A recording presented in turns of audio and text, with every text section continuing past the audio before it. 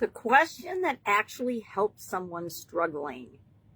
Support doesn't always mean money. Sometimes it's just about showing up. Sharon Horne-Ellstrom here. Welcome to day 193 of our Supersize You annual challenge. Today and all this month, we're talking about contribution. How do we show up? How do we interact with other human beings? How do we make the world a better place a little bit at a time, mostly by just being ourselves? We are also going to talk about the P in the SOAP framework today, so I don't forget.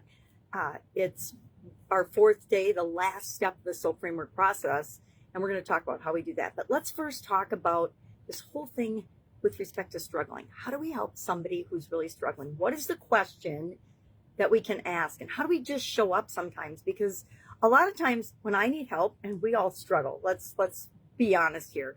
We don't always have perfect days every single day of our life. If you have, more power to you. Please share it with us so we can celebrate with you and we can get more of that in our lives, more of that energy.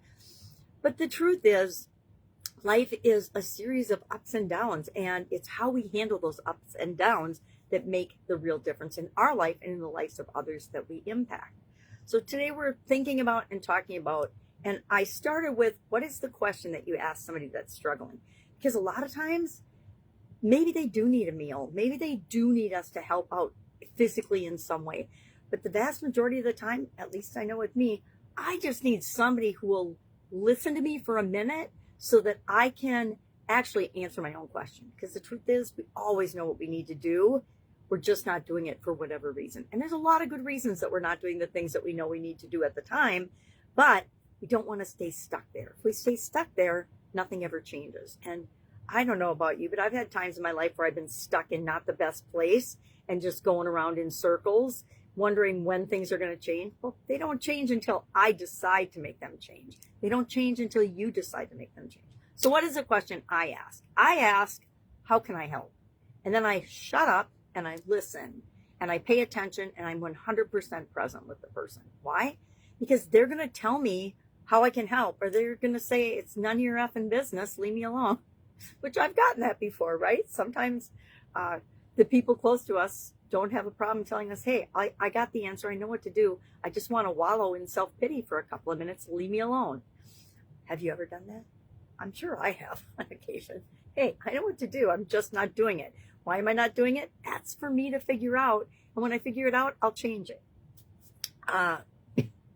So how are we going to address this today? How are we going to deal with this for ourselves and for other people? Community improves. Our businesses, our lives improve when we actually connect with other human beings and figure it out and do the actions and take the steps we know we need to do to create what it is that we want. And this applies not just to contribution, but in every area of our life.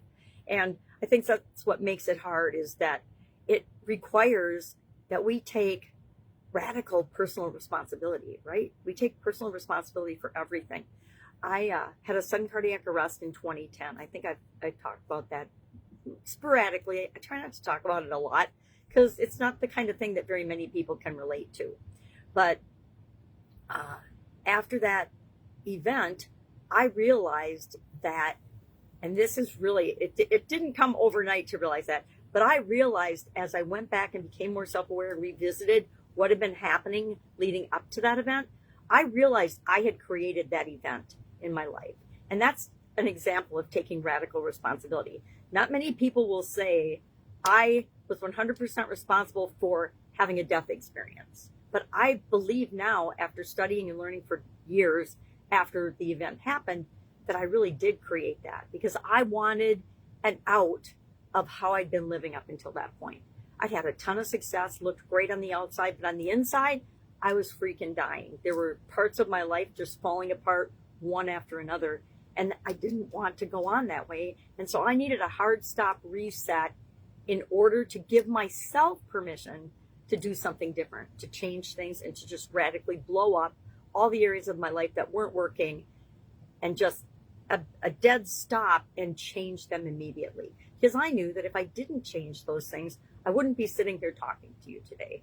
And that drove me more than the fear of stretching my comfort zone and saying no to the things that weren't for me anymore and actually paying attention to what was important to me. I think that's a pretty radical example, which is probably why I don't share it very often.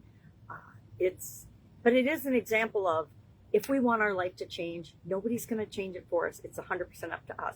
Sometimes we just need somebody to listen to us and hear us out about whatever area it is or whatever is going on. And we don't need them to solve it for us. We don't need them to fix it. We just need somebody to support us and listen to us through the transition. So our interconnectedness and our success is often dependent on other people. Okay, it's almost always dependent on other people, right? None of us is an island. We don't live in a vacuum. I don't think that nowadays, especially, we are so interconnected with the internet, with the media, with the way different industries work. Just think of your food and how you just go to the grocery store and you get what you want. You don't have to grow it in your garden and hope that you have a good crop. Food is readily available for most people.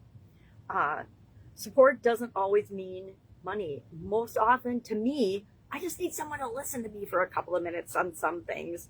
And then I know it gives me the confidence that my thinking isn't crazy and that the next step that I want to do is actually the right step to actually take. It gives me more confidence to take action on that step. Strongest communities are built on mutual support and generosity. And so we get to decide, especially on the school platform, which is where I'm residing these days for the vast majority of my time and energy, what and how our communities are going to operate. And that's one of my favorite things about the school platform is we get to choose who we let into our communities and then how we support one another. And so this topic, this whole month has got me thinking about different ideas and different ways to be supportive of the community and have other people in the community helping and supporting one another as well. And I'm not talking giving each other money. Maybe we do business with each other. I think that's always a good thing. We ought to do business with people in our community and people that we care about, right? And that we know, trust, and like. So today, our action item, all I want you to do is reach out and thank someone today who listened to you or supported you or helped you in any way, shape, or form during a time when you were struggling. Sometimes it's hard to remember and go back and say thank you, but it's really, really important to close that loop and thank the people that have supported and helped us. Why? Because that means the universe will send us more people to help and support us in the future.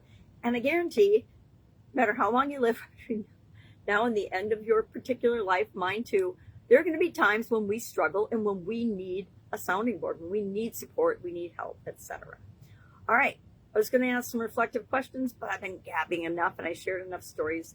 So go out, do this, I didn't talk about P for progress. SOAP framework. I knew I wasn't done yet. P in our SOAP framework stands for progress. How do we know we're making progress in the area that we're wanting to improve or that we want to set a goal in? I just listed a few things here: money, time, impact, feedback, etc. And you can fill in your own blanks. But I like to make graphs of things. I'm actually, for having bad vision, a visual person, which makes things really interesting, right? So I like to make graphs and track things over time. So this would be, I'm contributing the same amount of money all the time because maybe it'll go up, maybe it'll go down. It depends. But I always pick an amount that I'm going to contribute to different charities and causes and people that I care about over time. And that amount usually stays about the same, unless I make a ton of money or have some windfall, and then I increase it.